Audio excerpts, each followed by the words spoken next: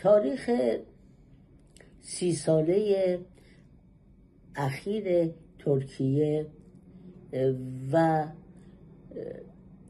کردهای این کشور ثابت کرد که جنگ راه حل مشکلات نیست.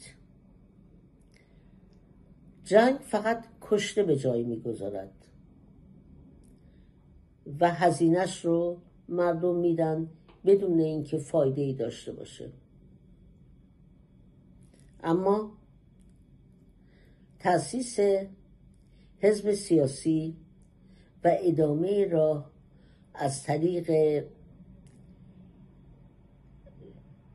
احزاب متشکله و همچنین از راه قلم و بیان مسلماً بهتر نتیجه خواهد داد.